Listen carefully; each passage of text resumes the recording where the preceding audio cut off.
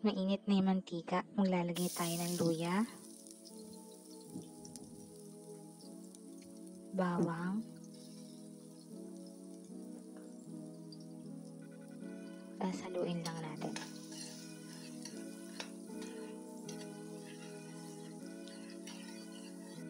Pag medyo brown na siya, lalagyan na natin siya ng sibuyas. Ayan, hindi ko na na-video. Ilagay ko kaagad. Haluin lang natin ulit.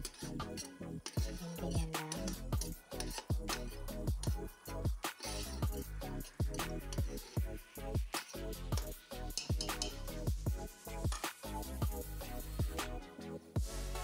Pag okay na yung bawang natin, lalagyan na natin yung manok.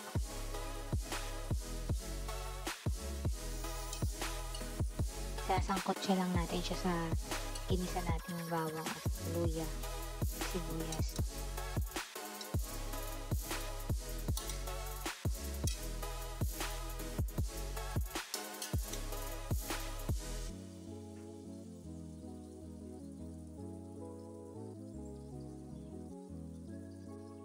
Takpan natin.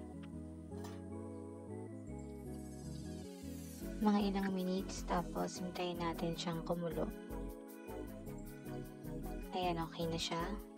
After 3 minutes, medyo brown na yung manok. Haluin lang natin ulit.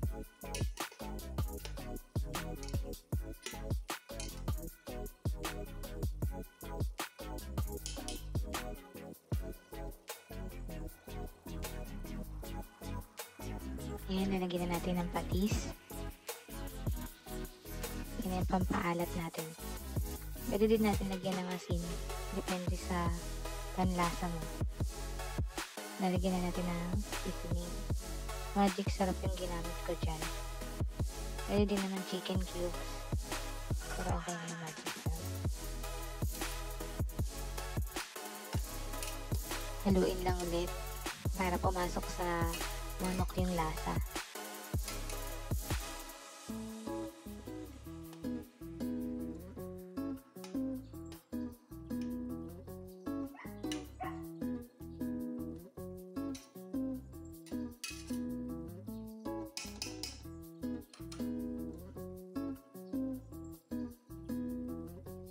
Tapos tatakpan natin siya ulit.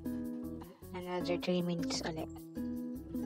After 3 minutes, ayan na siya. Nagsabaw siya. Ngayon, kasi kaya nagkasabaw, nilagay ko na kasi yung bigas. Nakalimutan kong i-video. Kuha na ng video. Tapos ayan na. Naglagay lang ako ng 1 cup na tubig. Tapos yung bigas. Tapos ayan. Dadagdagan ko siya uli ng 2 cups ng tubig.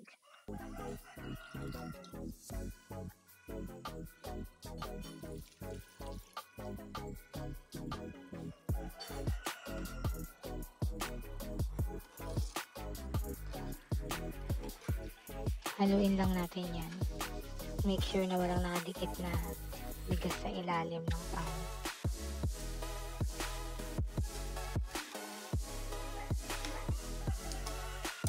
Tapos tatakpan na siya natin ulit.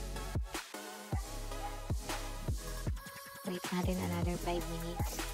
Tapos, ayan, after 5 minutes, ayan, kulong-kulo na siya. Halo lang ulit. Depende kung magdadagdag ng tubig, kung gaano kalapot ang gusto mo sa iyong arroz caldo. Pero itong sa akin, hindi pa siya ganong malapot. So, another 5 minutes ulit.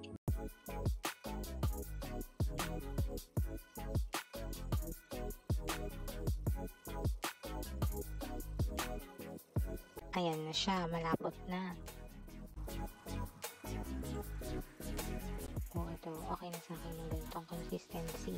Kasi lalapot pa siya habang lumalamig. Ayan. Depende sa inyo. Yung iba kasi gusto durog na durog yung kanin. Pero sa akin, okay na yung medyo buo pa siya ng konti. Lalagyan natin ng toppings. Meron dito fried garlic. Ayan. Pampasarap yan, fried garlic.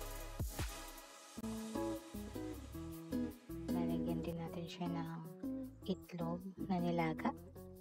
Ayan, 2. Para mas masarap. Tapos, meron tayo ditong dahon ng sibuyas. Ayan. Spring onions. Pwede nyo rin lagyan ng sili, ganyan. Paminta. Depende sa anong gusto nyong itoppings. Ngayon, titikman na natin siya. Wow, ayan, ang sarap. Tara, kain na!